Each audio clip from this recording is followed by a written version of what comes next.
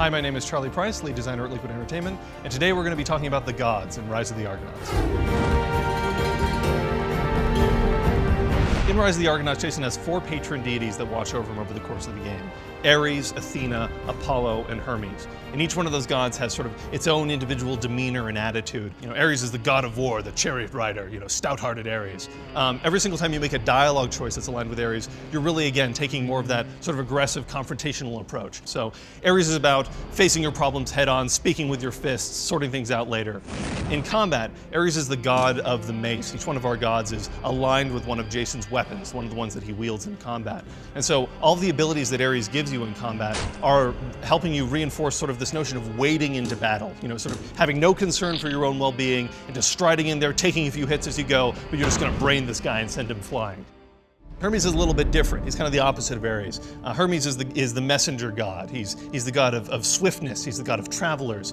He's also the guy that ushers the spirits of the dead to the underworld. So with Hermes, his attitude is much more cunning. It's much more manipulative. It's much more crafty. So the clever player is going to want to sort of be more aligned with Hermes, and a lot of his choices are a little bit more manipulative. It's Jason getting a sort of an intellectual edge on his opponent, showing off his street smarts as a whole. In combat, Hermes is all about the sword. So as a result, most of the techniques and abilities you end up getting from Hermes help to reinforce that feeling of swiftness, that feeling of agility, that feeling of mobility.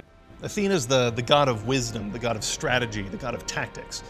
When you make an Athena choice, it's really you're being more judicial about the scenario. You're going to judge this person one way or the other. Either they're just and deserve to be rewarded, or they deserve to be punished for their actions. So a little more cut and dry.